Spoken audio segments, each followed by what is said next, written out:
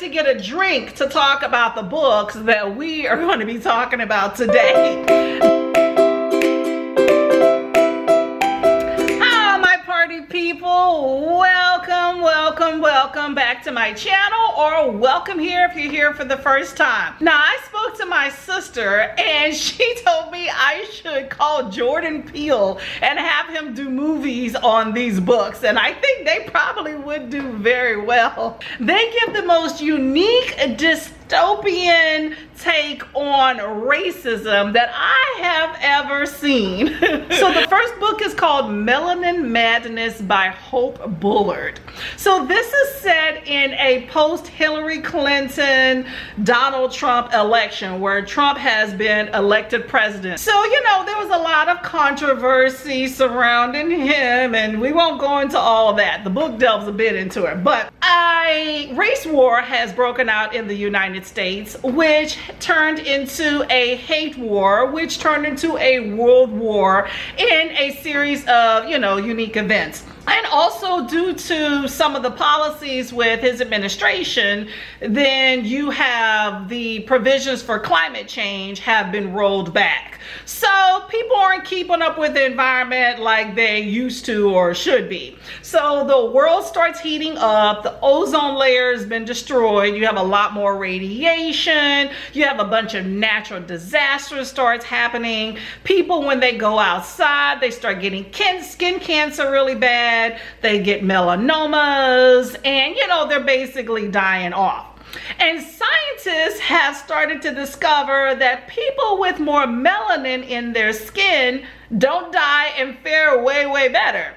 So they decide, you know, why don't we just start getting the black people and experimenting on them? So that is what we're doing here. And then you have Zika virus that has also come about, and you have all these different groups that have their own agenda. Just very unique dystopian horror type book, okay? I think it will definitely gauge your interest very well.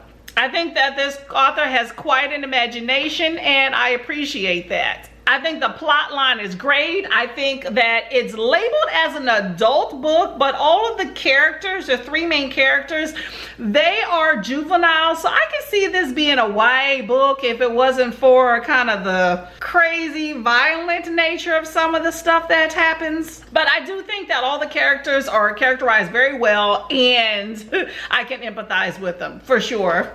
Melanin here. I think the book gives a lot of historical facts. I mean, a lot of past and also this future dystopian society. I think that it was almost too much to where the plot was almost secondary as well. Lots of shifting back and forth between the past and the present, as well as the plot and the history. So you're getting a unique history lesson as well. Now, my two biggest issues with this book, I will say, is that it was left on a cliffhanger and it was not labeled as a cliffhanger up front. That is a big pet peeve of mine. Also, I think the book can use a good proofread and some editing done. But I think it's still a good book. You can read it. I just think maybe a draft copy got sent out before the, you know, final copies. But overall, it's a really good book, good plot. I'm torn about how to review the book, but I think it's a unique perspective, and I thoroughly enjoyed reading it. So let's get into this next book. The next book is called Grievers. I actually got this from my local library. But Grievers is by Adrienne Maree Brown, and it's part of, what is this series? The Black Dawn series. I don't know, you have to look it up, but I guess it talks about different aspects of society and is set in different locations. Anyway, Grievers is a psychological horror thriller, and basically black people in Detroit, which I guess Detroit is called like the city of black people. I didn't know that. So basically people in Detroit are starting to be affected by some sudden unexplainable partial brain death called syndrome H8, and it basically causes you to go into some unresponsive state. Now with this plague, it takes about 2 weeks for people to die, and the city of Detroit is basically walled off and they don't want people to leave. So you follow Dune, who is half Asian, half black, and her mother is patient zero in this new plague. As she's taking care of her grandmother and is struggling through poverty and starvation and trying to survive in a community in which everyone around her is dying. And during this time, she comes to a lot of revelations about living and about grief and about the family that you choose to call your own.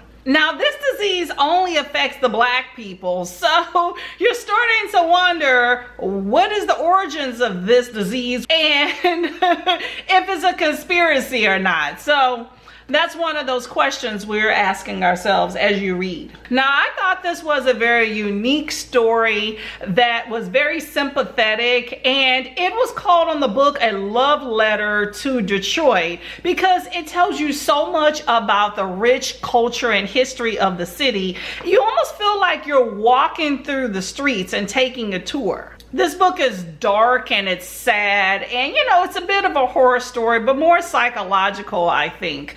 I do think that it's slow and it takes a while to gradually unfold, and you understand a lot with Dune about why she stays in the city of Detroit and her loyalty to the city and to the people around her.